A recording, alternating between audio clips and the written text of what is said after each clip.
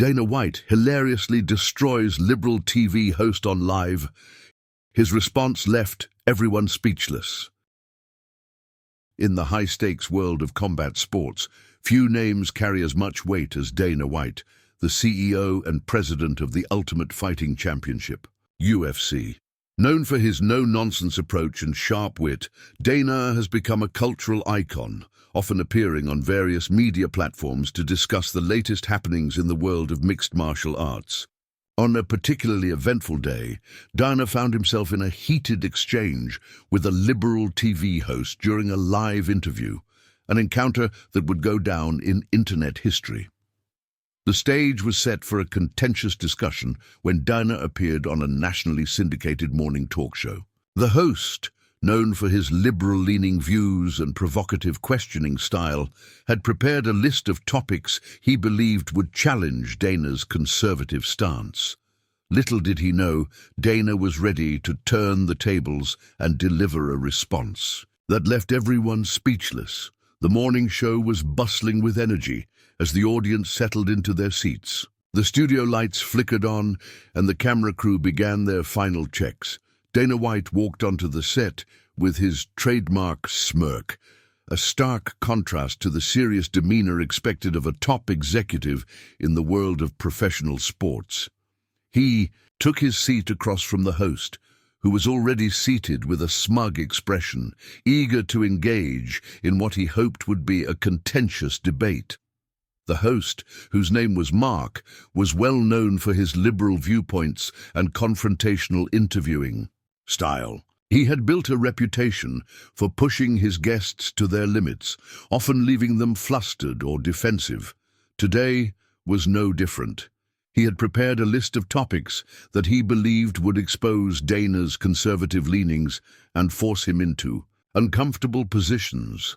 Topics ranging from gun control to immigration reform were at the forefront of his mind, and he was confident that Dana wouldn't have satisfactory answers for these pressing social issues. Dana, however, seemed unfazed by the setup. His casual demeanor and easy smile suggested that he was more than ready for whatever Mark had in store. He adjusted his microphone and leaned back slightly, clearly aware that he was about to enter a verbal battlefield. Mark began the interview with a broad question.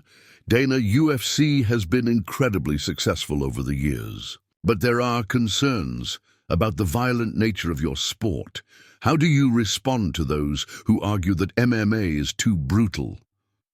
Dana's eyes twinkled with amusement as he anticipated the host's next move. Violence is part of life, Mark, he replied. Calmly, we don't shy away from it. We embrace it in a controlled environment. Our fighters train extensively to ensure safety, and the rules are strict. It's no different from other contact sports like football or hockey. Mark nodded, but his expression remained skeptical. But Dana, shouldn't we be working towards reducing violence in society? Isn't promoting such a violent sport counterproductive? This was the opening Mark had been waiting for. He was ready to delve into the heart of his agenda, hoping to catch Dana off guard with his liberal rhetoric. Little did he know, Dana was just getting started. Mark pressed on, undeterred by Dana's initial defense. Let's talk about something more specific then. You've been quite vocal about your support for stricter gun control laws. Given your influence and reach, why haven't you used your platform to advocate for significant changes in firearm legislation? Dana's face remained composed, but his eyes narrowed slightly as he recognized the trap. First off, Mark, I haven't always been vocal about gun control. In fact, my stance has evolved over time. And secondly, using my platform for advocacy isn't something I shy away from. However, I believe in addressing complex issues through dialogue and understanding, not through knee-jerk reactions or political posturing. Mark leaned forward, his tone becoming more aggressive. But Dana, the fact remains that gun violence is a significant problem in our country. Don't you think it's hypocritical to support a sport that glorifies physical violence while advocating for gun control? The room seemed to hold its breath as Dana absorbed the question. He could feel the tension in the air, but his demeanor remained calm and collected. I understand your point, Mark, but let's look at the bigger picture. Gun violence is a multifaceted issue that requires comprehensive solutions.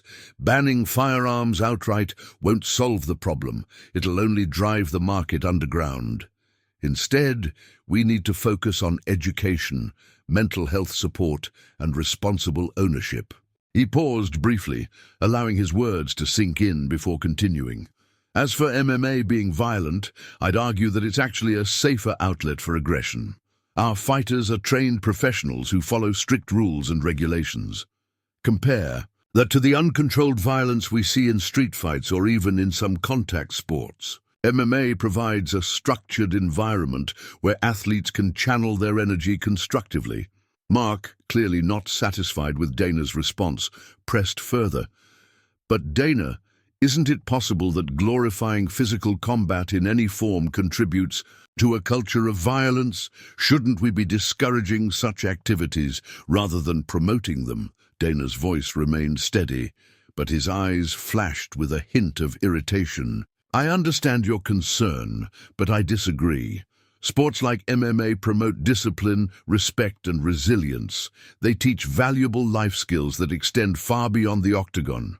Plus, they offer young people an alternative to joining gangs or engaging in criminal activities. It's all about providing positive role models and outlets for healthy competition.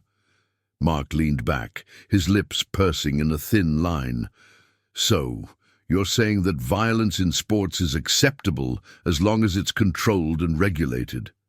Dana chuckled, softly shaking his head slightly. It's not about accepting violence, Mark. It's about understanding that conflict is a natural part of human existence. What we do is provide a safe space for that conflict to play out under controlled conditions. That's fundamentally different from the unregulated violence we see elsewhere. Mark's brow furrowed, his frustration evident. He shifted gears abruptly, trying to catch Dana off guard. All right, let's shift to another topic. Immigration reform is a critical issue, and many in your industry have spoken out against the current policies. Why haven't you taken a stronger stance on this? Dana's expression turned thoughtful. Immigration is a complex issue, Mark. I believe in treating every individual with dignity and respect, regardless of their background. While I may not have publicly advocated for specific policies, I've always supported the idea of fair and humane treatment for immigrants. We should focus on creating pathways to citizenship and ensuring that everyone has equal opportunities. The host raised an eyebrow, clearly expecting a more combative response. But Dana, shouldn't influential figures like yourself use their platform to push for systemic change? Silence on such issues can be interpreted as indifference. Dana met his gaze squarely, his voice firm yet measured. I've never been one to shy away from difficult conversations, Mark, but I also believe in taking action over mere rhetoric. My actions speak louder than words. Whether it's through charitable work or supporting initiatives that benefit underserved communities, I'm committed to making a difference, and I encourage others to do the same. Mark's eyes narrowed, his patience wearing thin. So you're saying that speaking out isn't as important as taking action? Dana smiled, his confidence unwavering. Absolutely. Words are powerful, but they must be backed by deeds. Real change comes from tangible efforts, not just declarations. With each question, Dana seemed to be gaining the upper hand, deftly sidestepping traps and turning the conversation in his favor. Mark's attempts to corner him only made him more resolute. As the interview progressed, it became clear that Dana wasn't just defending his position. He was actively challenging the very premises upon which Mark's questions were based. The atmosphere in the studio grew increasingly tense as Mark realized that Dana was not going to be easily swayed. He decided to shift tactics once again, aiming to catch Dana off guard with a personal question. Dana, your own journey from a street fighter to the CEO of UFC is inspiring, but it's also been marred by allegations of domestic violence in your past. How do you reconcile your personal history with the values you espouse today? Dana's expression changed subtly, a mix of sadness and determination crossing his features. Mark, I've never shied away from discussing my past. It's a part of who I am, and I take full responsibility for my mistakes. Domestic violence is a serious issue, and I've learned from my experiences. I've worked hard to rebuild my life and make amends. Today, I strive to be a better person and a better leader because of those lessons. Mark pressed further, sensing an opportunity to exploit a perceived vulnerability. But Dana, doesn't your past tarnish the image of UFC? How can you expect people to trust you when you've been accused of such severe misconduct? Dana's voice remained steady, though his eyes betrayed a deep sense of resolve. My past doesn't define me, Mark. It's a chapter in my life that I've learned from and grown beyond. As for the image of UFC, I've worked tirelessly to build a brand that stands for integrity, respect, and excellence. We have stringent codes of conduct for our fighters and staff, and we hold everyone accountable. My personal history does not overshadow the values and principles that guide us. The host's frustration was palpable, and he tried to reframe the conversation yet again. But Dana, shouldn't influential figures like yourself be held to a higher standard? Your past behavior could be seen as a reflection of the values promoted by UFC. Dana's expression softened slightly, but his conviction remained unchanged. I understand the scrutiny, Mark, and I accept it. But it's important to recognize that we're all human and capable of making mistakes. What matters is how we learn from them and move forward. UFC is committed to fostering a culture of accountability and growth, both within the organization and in the broader community. Mark leaned forward, his voice tinged with disbelief. So, you're saying that past mistakes shouldn't affect the way people view UFC? Dana shook his head, his tone becoming more passionate. No, I'm saying that we should look at the present and the future. UFC has come a long way since its early days. We've implemented policies and practices that reflect our commitment to positive change. My past is just one piece of the puzzle. What truly defines UFC is its dedication to empowering athletes, promoting healthy competition, and contributing positively to society. The host's frustration peaked as he realized that Dana was not backing down. He tried one last gambit, hoping to provoke a reaction. But Dana, isn't it hypocritical to promote a sport that glorifies violence while personally acknowledging the harmful effects of domestic abuse? Dana's eyes flashed with a mixture of anger and sadness. It's not about glorifying violence, Mark. It's about recognizing that conflict is a part of life and finding constructive ways to address it. MMA provides a controlled environment where athletes can channel their aggression in a disciplined manner. As for domestic abuse, I've spoken openly about my past and the steps I've taken to ensure it never happens again. UFC is dedicated to fostering a culture of respect and responsibility, both inside and outside the octagon. Mark's expression hardened, his final attempt to corner Dana proving futile. The audience watched in stunned silence, realizing that Dana was not just defending himself, he was actively shaping the narrative in his favor. As the interview reached its conclusion, it was clear that Dana had not only held his ground, but had managed to turn the conversation into a powerful statement about personal growth and the transformative power of redemption. As the interview neared its end, Dana sensed that Mark was running out of ammunition. Sensing an opportunity, he decided to seize the moment and deliver a response that would leave everyone speechless. With A deliberate pause. He addressed the audience directly, his voice calm yet commanding. "Mark, I appreciate your questions, and I respect the platform you've given me today. But let's be honest, this isn't just about me or UFC. It's about having open and honest conversations about complex issues. We need to move beyond simplistic narratives and start addressing the root causes of problems." He leaned forward, his eyes locking onto his. "Now I want to share something personal. Many of you might not know this, but my journey hasn't been without its challenges. I've faced my own battles, both personally and professionally. But it's these experiences that have shaped me into who I am today." Dana took a deep breath, his voice now filled with emotion.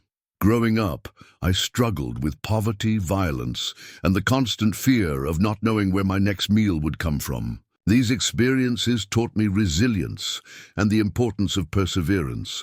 They also instilled in me a deep empathy for those who are marginalized and struggling." He paused, letting the weight of his words sink in. "And that's why I've always believed in giving back. Over the years, I've invested in numerous community programs aimed at providing opportunities for underprivileged youth. Whether it's through scholarships, mentorship programs, or simply offering a safe space for kids to express themselves, I've seen firsthand the impact these efforts can have." The host's expression softened slightly, caught off guard by Dana's heartfelt revelation. Dana continued, his tone unwavering. "I've also been involved in initiatives to combat domestic violence and promote healthy relationships.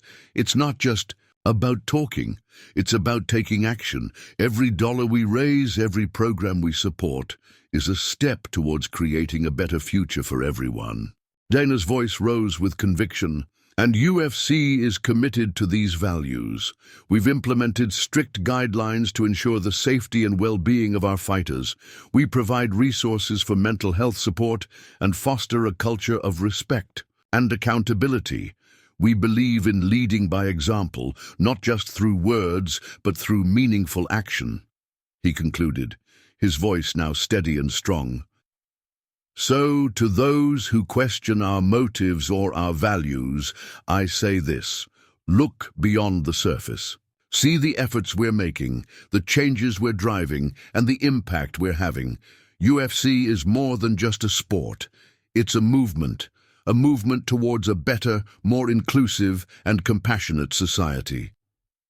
The audience erupted into applause, many wiping away tears. Even Mark seemed taken aback, his usual confrontational demeanor replaced by a newfound respect. Dana had not only defended UFC, but had also revealed a side of himself that few had ever seen, a side marked by compassion, empathy, and a genuine desire to make a difference.